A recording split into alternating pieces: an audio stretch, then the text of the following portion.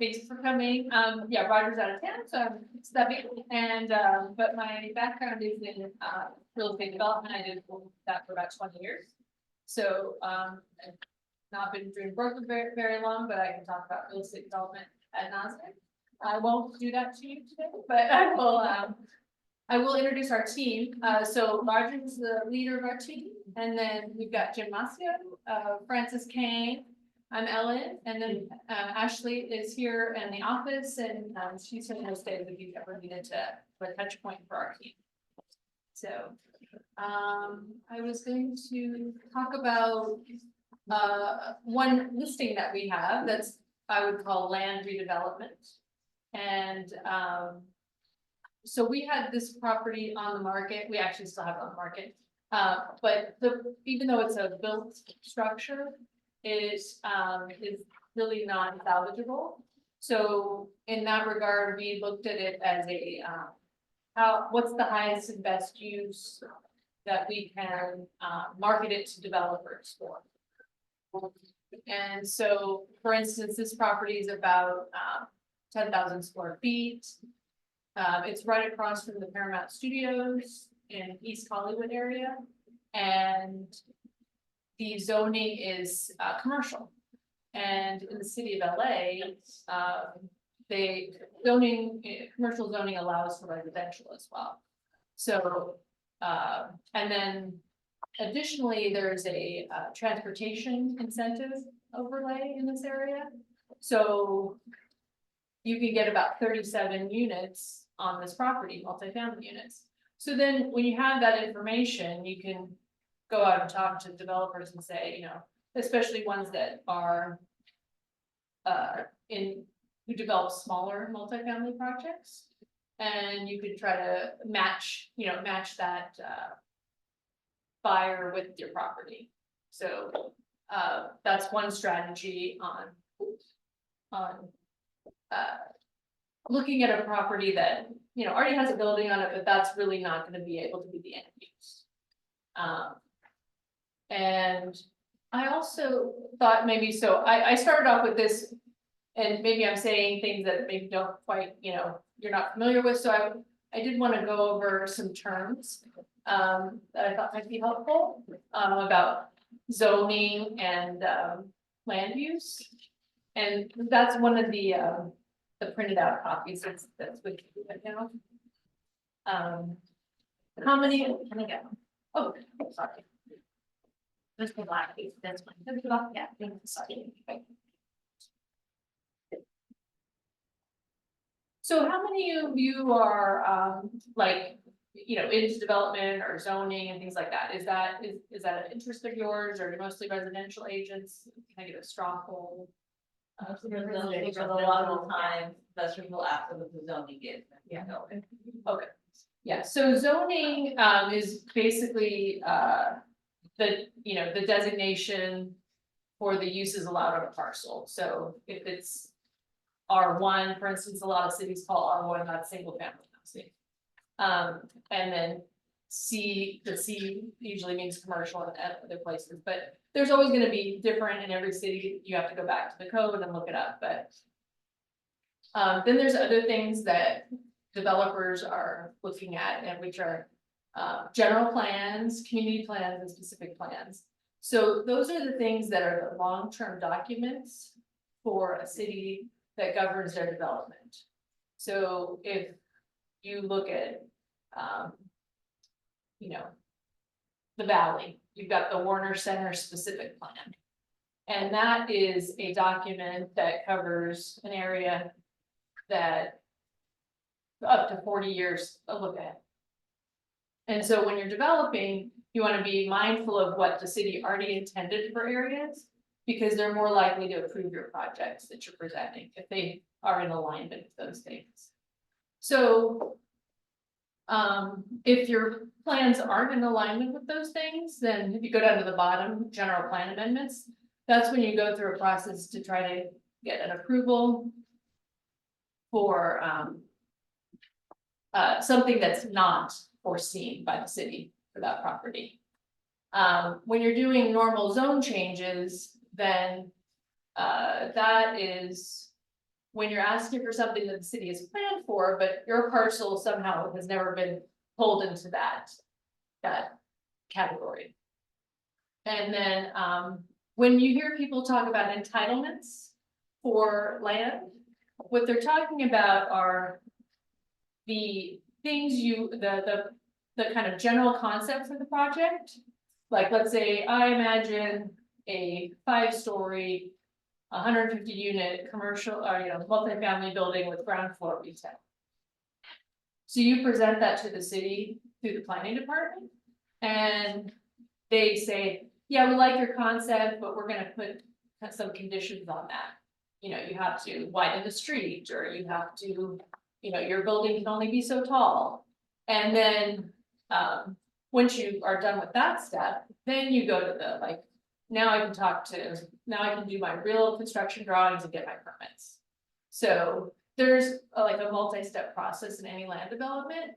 And going back to brokerage, when we have land to sell, we may be in different parts of that process. So it could be raw land, which is, none of that stuff has been done, but maybe you have the right zoning for what you want to do. Sometimes you have entitlements completed, but you don't have your construction documents. And then sometimes you're ready to issue, where like you're trying to sell it to a developer and it's like ready for shovels in the ground. So, and then of course, at the end, which is the funner part, is when the project's completed and you get to sell the building that they built. So, but those are kind of like some key terms that people talk about. I missed the overlays. So, the overlays are, good and bad. So, historic preservation overlay, for instance, is one of those that cuts both ways. It's good to see certain parts of the city, acknowledge that they have historic elements and they can preserve those things, but it can also be an impediment for new development. And so those areas either thrive because of their overlay, sometimes they just wither away because there's no incentive for developers to come in and revitalize the area. Would an example of that be like Pasadena, supposedly the two historic business district area? Yeah, I mean, it's exactly. So I don't know the specifics of that historic overlay, but yeah, if they want to maintain that like height, I imagine it's kind of probably a height limit, because historically we're shorter. And certain features to the building. It's a little different because they were burned down. So like rebuilding them exactly how they were probably is actually a little more economically feasible. But what would be more economically feasible is actually if you could build even more. Because because we know a lot of people aren't going to be made whole from their insurance. And especially commercial buildings, they aren't getting a lot of aid from the state and the US government. So they're really in a challenging position where if they can build more than they had before, they're gonna, have a chance of maybe crawling out of that financial hole that they're in. So, but yeah, that's part of it, yeah. Okay, so let's see. So then, this is a project, Roger and I are working on, and just moving on to, more land development. So this is a single family home lot. So this is also kind of relatable to the Pasadena projects, because a lot of people are, in a position they never thought they would be. I have a single family home lot, I need to rebuild my house. What do I need to think about? So this happens to be in Mammoth, but it's analogous anywhere you go to do a single family home. So we had a property that was a vacant lot. I don't know if you can see that. The vacant lot right here. And then it's in a developed area, so it's along a street that's already has a, access, and there's homes built on either side of it, so it's a developable area. So what our intention was and what we did do was, we developed plans. We're, in the process of obtaining building and grading and utility permits. We had to assemble our design team, so we got a surveyor to survey the property. We got our civil engineer to design the grading plan, worked with the architect to design the house layout and to work with the topography, because this is an upsloping lot. Then you move on to the structural engineer and see what you have to, what are the requirements of the code, and are you gonna need any, can you just build with wood, can you need steel? We also had a truss manufacturer who's not on the list, but you know, that they contribute to the design of the property as well. And the soils engineer, he comes in early actually, along with the surveyor, where he does some drilling, tells us what our conditions are. And having that soils engineer on board is good because they can help you actually fine tune your structural engineering and not over design the property. Because every time you over design something, it costs to them. So so this is you know, we're still Flowers property. And we're waiting to get the permits. So I thought that would be a good example of just letting you know how, like, you can buy the raw land. And so the time frame on that was, we bought the lot in June of 2024. And then we submitted for permits around December of 2024, and we're still waiting for approvals, but we've been through 2 plan checks.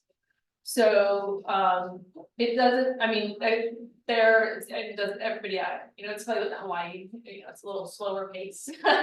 But we're getting through the process, and, we hope to have, ready to issue permits here in like a few weeks. So, you know, that's a point where we could sell it. We could sell it to somebody who wanted to build it, or we've been also bidding it out to contractors to see if we want to build it and then sell it when it's completed. So that's like a kind of a spec house build. But a lot of that, you know, the design team is the same design team you use as for a lot, and a new home and a lot now to be different.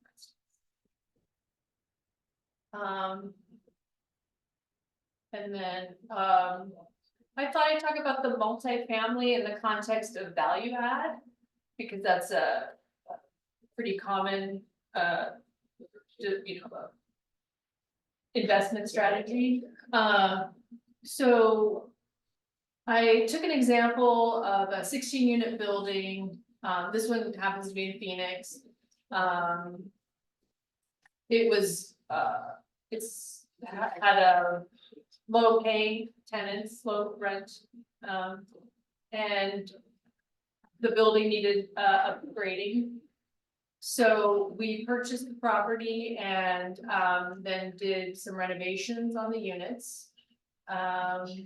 All the interiors, the exterior, we did the parking lots, painted. And the idea with this was that you know, increase the rents after you've now increased the, you know, the units, or, you know, renovated the units so they're nicer to live in. And then, you know, you establish a better cash flow than you had before.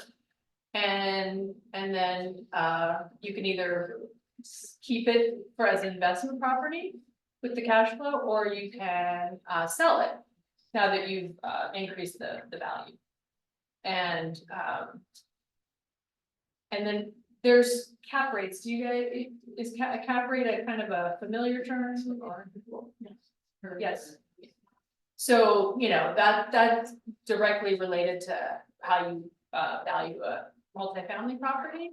And so that the next slide is really hard to see. That's why we printed it out.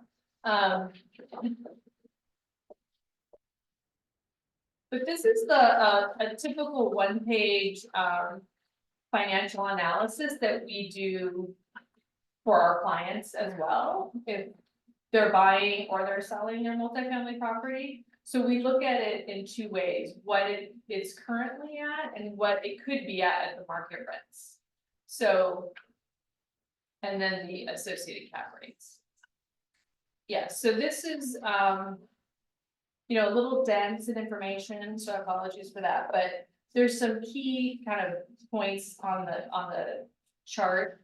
Up in the left corner, top corner, there's a cap rate, current and market rate. So the market rate is what you're trying to get to. And the cap rate represents the investment percentage return if you were to look at it on a cash basis.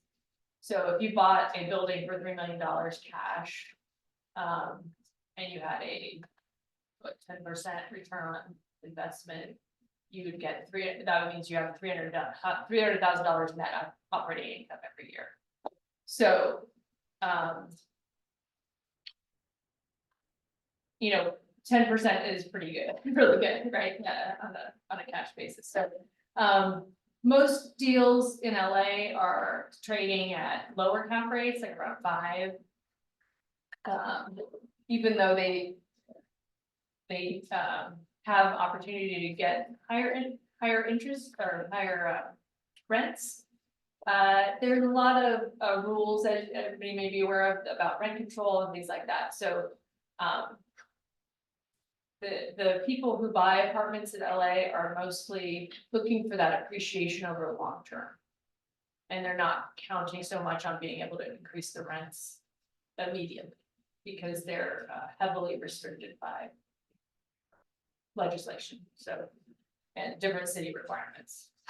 Did you guys sell that property or are you keeping it?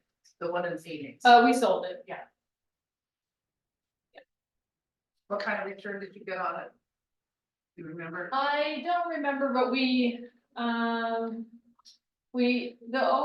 goal is pay back your investors and give them a good return. So we did meet that, you know, and so I really held it for about 6 months. So I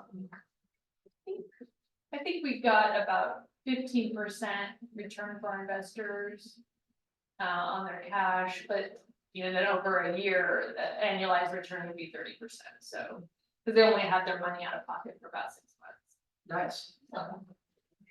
Question, is commercial different from residential, like when you're licensed in commercial, is that? It's not a different license. Yeah, so for commercial though, Roger's license, he and his son, Max, are licensed in Arizona. Oh. So, and then I personally just invest in Arizona, so, but I'm licensed in California and, I don't have a special license. There's special designations you can get as a commercial agent, so, does Roger have a CCIM? Mhm. Yeah, so Roger has CCIM, which is a commercial designation, and it, so you just know, you know, you've been trained in every level of commercial property. So, and then he's got, you know, 30 years of experience, more in Let's age them a little more. commercial. So, yeah, so you don't need that. The thing is that are some,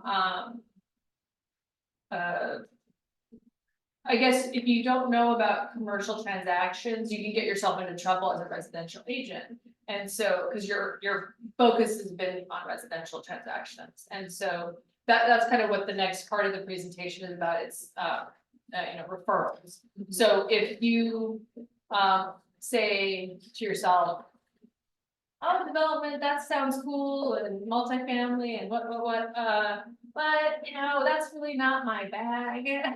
I want to kind of stay in my, you know, money-making lane of single family residential, but I happen to know wealthy clients. I have wealthy clients who are also business owners or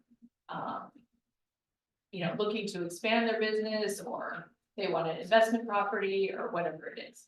Then, that's a good way to make some extra money without a lot of headache. You can, kind of ask your clients, certain questions that I think we have a list of later, but that's kind of the gist of it. It's, if you feel like that's really just not somewhere you wanna practice, you have a whole team here in our office, that,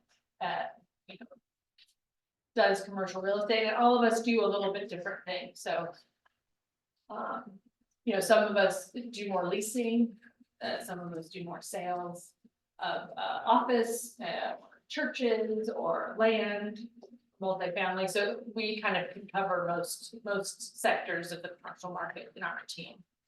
So, And just one thing we need to remember is that as residential agents, we need to bring in the commercial agent if we are doing anything over 4 units.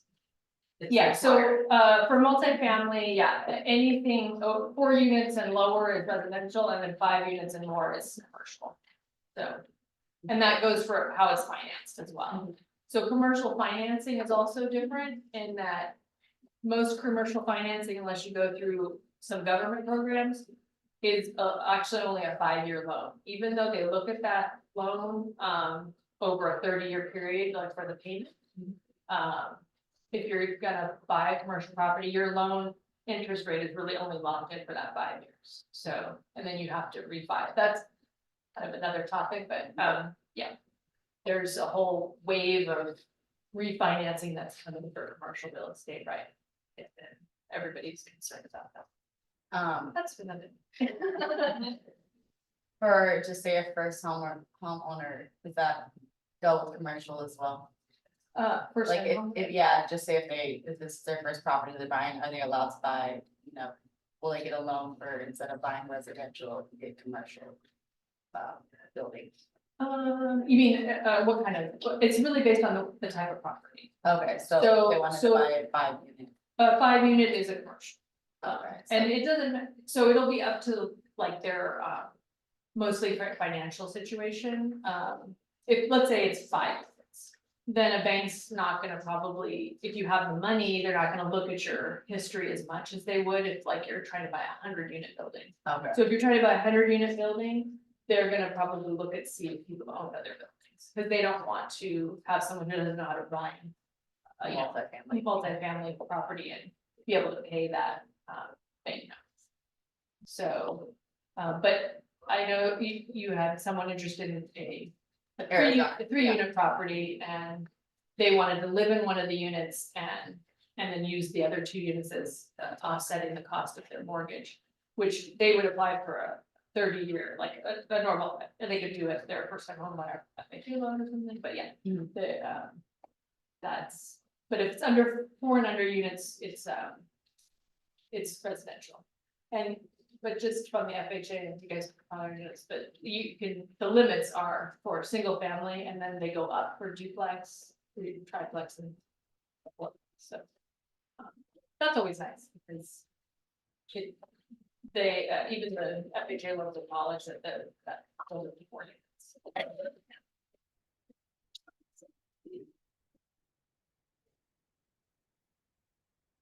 Oh, yeah, so this is just an example of like, a amount of, money that you would make on a home sale. And kind of breaking it down to $1 per hour, So let's say you spend 100 hours on a home sale, your commission was $30,000, you'd make it $300 an hour. And then if you were to refer a commercial property and you got 25% of the commission as a referral fee, the time spent is very limited. Therefore, the return on investment is very high for you, and you're making a lot of money, mostly for the connections you already have. So that's kind of the enticement there. Do commercial deals generally take longer though? They do, yeah. Yeah. And so they can just be kind of hovering in the background. One thing I did want to mention about the land development stuff that I didn't put on the slide is that, you know, not finished buildings, but any kind of land deal or any kind of development deal, they can have very long escrows. So sometimes they're, you know, a year because the entitlement, they want to do those entitlements in that year. So, you know, you're in escrow and they might even have money released at certain points. So after due diligence, they might release some money and, you know, it's a different deal structure than single family or residential. So, you kind of have to be patient. Even when you're selling an office building, it's a long runway to get it sold. So, We've been in escrow since December for one of our properties, right? yes, we have one, that's, Yeah. was in since November. It was supposed to Yeah. close in December. And then it got extended in January, and then it got extended to February, and now it's supposed to close at April 26th. And we'll wait and see. Yeah. But the seller did release $200,000, you know, so, you know. Not a lot of people are gonna walk away from that kind of money, so we really hope that. And, yeah, so. But yeah, that's why it's something that can kind of just be, plugging along in the background, you know.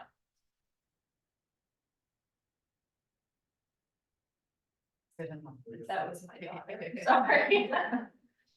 Is that your phone I can hear? Yes, so I turned it off right here. I didn't work all the way over there, so, and so, okay, so this is identifying. Yeah, so this is just ideas about looking in your database, you know, listening when you're talking to your clients about other things, you know, what their plans are for the future, you know, if they own a business, are they starting a business? Are they looking to lease some space? Yeah, do they want to own their own investments? With all, you know, if they're making a lot of money that they, you know, need to place, or it could be, you know, inheriting money. There's gonna be a large group of people inheriting property and they may not know how to run it like their parents did, and you know, they may need to sell it and invest it in something else. And then it's, you know, staying within KW. So that's. How many commercial agents do we have in the office? In the office, On your team, you have, on our team, we probably have us 5, and then there's a couple more that are probably joining on the team. And I don't know, are there like 25 commercial agents in the office? maybe so. The guy that walked through a few minutes ago, he was a commercial agent. You don't see them very often. Well, he has specialized in apartment. What's that? He has specialized in apartment. For what I understand. He was. They got, they specialize in apartments, I think. Or. Yeah, it's just like, Family, yeah. yeah, that's a very popular thing to specialize in, multifamily. Yeah. And I think the Kevins, they mostly do. The Kevin's do mostly Multifamily. multifamily. Yeah. Was he one? That's Kevin Lutz. That's One of the Kevins. Yes. So, yeah, it's, there's other commercial agents in the office, there's. Other Keller Williams offices that don't have any commercial agents. Right. So, you know, it just depends on the Do market. you have agents that speak different languages in commercial, you know? Well, Francis speaks Chinese. I think it is a new one, right? Yes, Francis is relatively new, I mean, maybe, Is your key? yeah, okay, yeah. And I can go back to. Francis, Kane, and then, Jim actually is here now, stand up, Jim. Love you. And. That's about it. I mean.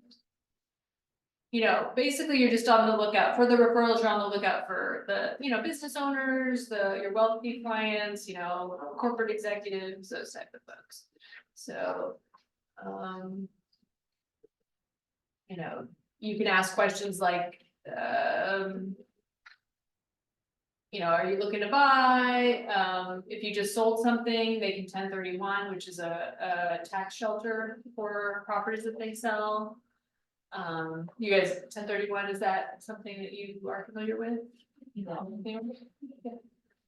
You know what, there are some new agents though that. Oh, okay, so, That's a whole different class. Yeah, it is, but Yeah. just a brief. but a snippet of it Yeah. is someone has sold, that they're selling some real estate that they've owned for a long time, and they're gonna be selling it for a lot more than they bought it for, so they're gonna have this gain on their property. And, it will be taxed if they don't reinvest it in something else. And how so- long do you have to reinvest? So you have 45 days to identify, and I believe 180 days to close. So, yeah, so you can't let it linger, you know, they have to make that decision and go for it.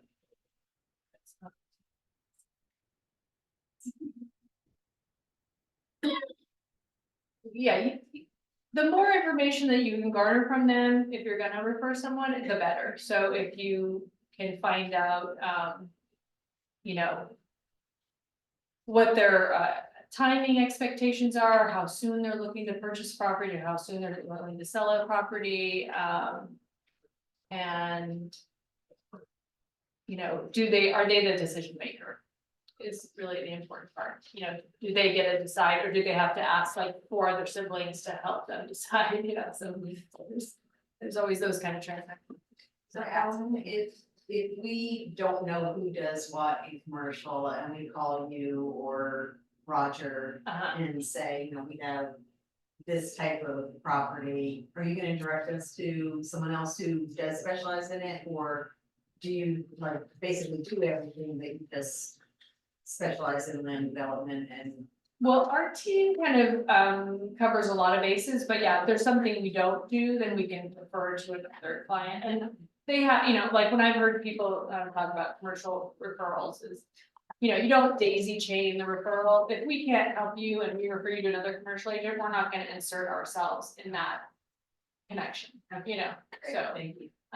Yeah, you. You have a bunch of commercial people over here. Yeah, there's, yeah, there's something for everybody here in our office, in our market center, so. I think, you know, we can definitely find the right person for you, for your client. As far as qualifying goes, we usually get a lot of emails of residential agents that will email us and say, hey, I have a client looking for this amount of square footage. Can you help them out? And if we can't help them out, we'll go ahead and sign a contract with them, give them the process, which basically is submitting your financials so that we know that you're qualified, so that we're not wasting anybody's time. And, you know, so we try to get that done as soon as possible. As soon as we make the connection, we'll let them know right away, okay, yeah, we found properties for you, or, you know, or we can have somebody else help you out. And then you wanna tell them about other, like, you've signed up other agents with referrals. Yeah, I've done other referrals before, and it's, like you said, you're kind of out of the mix, it's just kind of something in your back pocket. So once we close escrow, we'll go ahead and send you over the referral sheet, which is this paper here. And as soon as we'll let Karen know, and then Karen will, from the commission that we get, she'll go ahead and give you guys a check as well. So you don't do the referral fee agreement up front? Not until we close on a property with them. So once they close everything, because if we don't have a deal with them, or if they don't end up buying, then we won't get any commission from it, so. No, that's for longer too, no, that's usually. Yeah, exactly, so once it closes, then we'll have this sheet done, and then once we do like our CDA, for whoever's on the listing, then we'll include your name on the listing as well, so. It's a little different in residential. Yeah. We get it up front. Yeah. You send out the referral agreement right up front. Mhm. Yeah, and so we can do whatever people feel comfortable with, but that's kind of why there's a usually big delay, I guess. Yeah, exactly.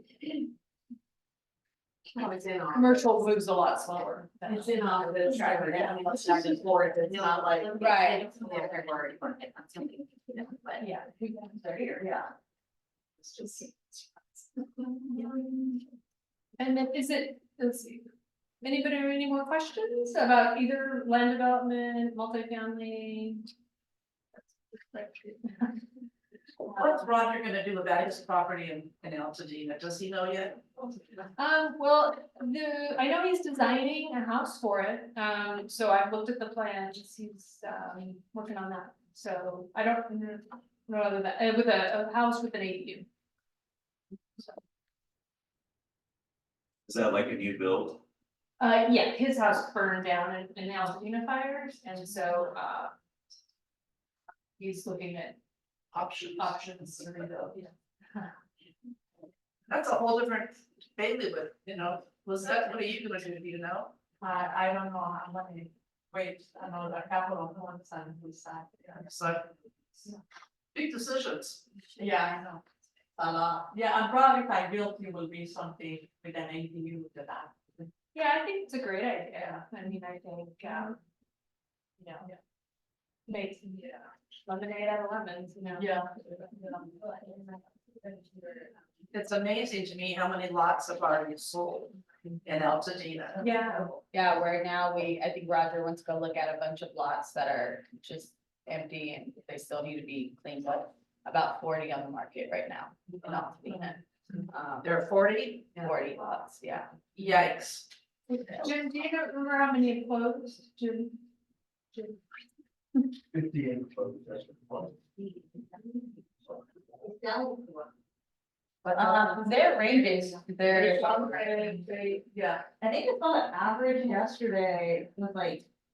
Average list on the market right now is like 764, but there's like two that are throwing it off. And I think average close was like in places. I got 651. Yeah, but it's about How much, Jim? 651, selling about 108%. Is there an average square foot price? It's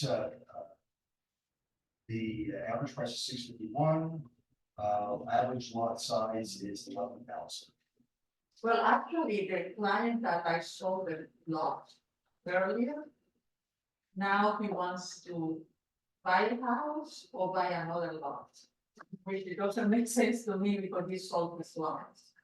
But he was up near the hill, so he wants to buy a lot a little bit lower and develop. Yeah, that makes sense. Yeah. so And it's that's why- easier to build on a flatter lot. Yeah, he was up on the hill, he said, yeah, so now he wants to buy or buy lower down. Yeah. Crazy. Yeah. So people are starting to, because I saw one of the neighbors yesterday, still where I was in the Starbucks, because we haven't communicating and they are like, we're still overwhelmed with. All the tragedy and everything, so you have to make decisions, especially when you get older. To, you just deciding on how to remodel the bathroom now. It's quite old house, that's the thing. Right, it's a lot of decisions. Yeah, a lot of If you decide to go forward with that route, it is a lot of decisions Yeah, down the whole line.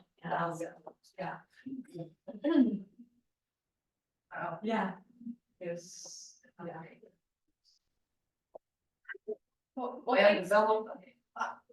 Right, yeah.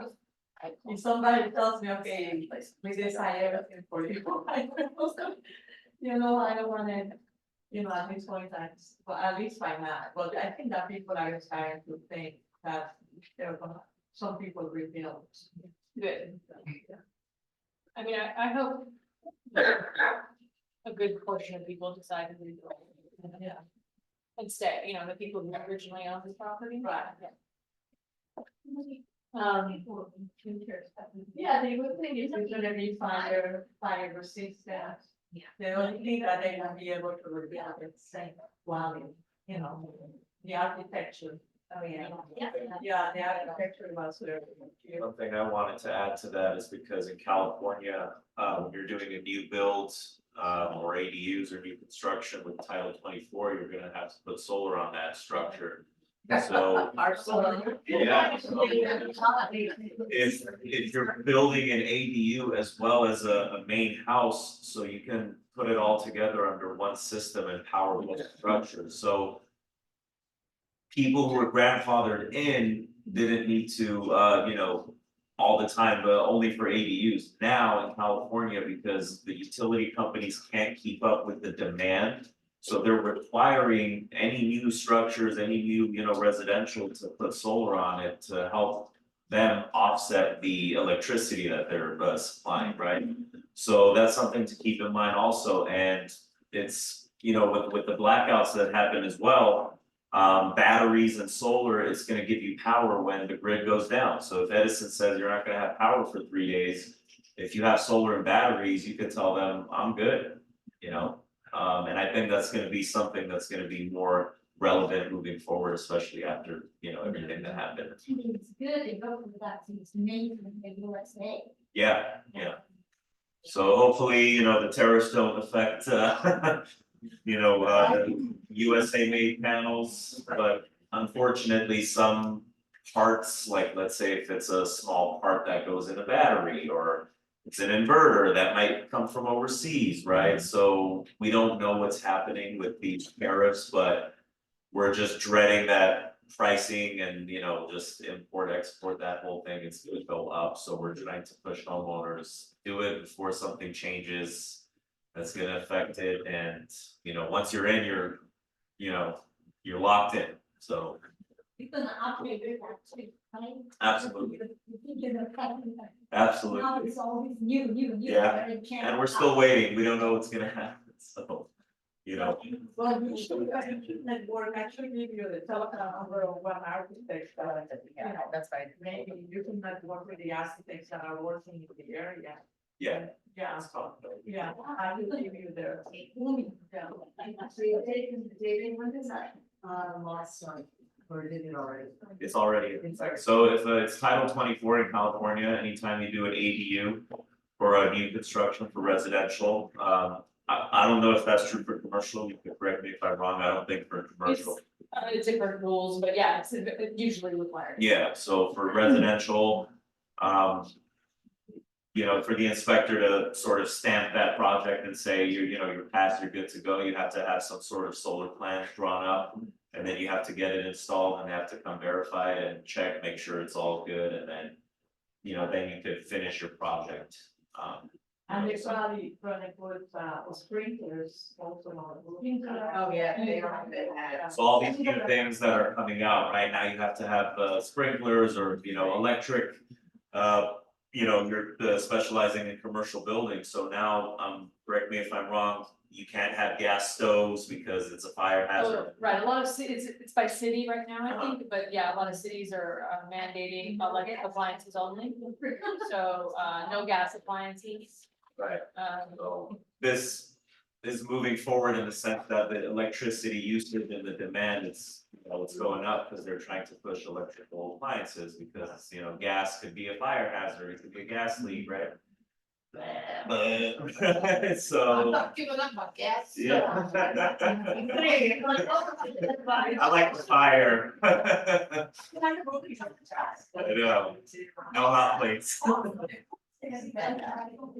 we'll be food at about 11:30, so, it's a little early now, but yeah, there'll be food at 11:30, and so if you wanna come back by, or it'll be set up over here. So, hopefully we'll see you at lunch-ish. What are we now? Let's see. Lobster tail. Corner bakery, like. That's cheese. Yeah. Nice, okay. Yeah. Thank you.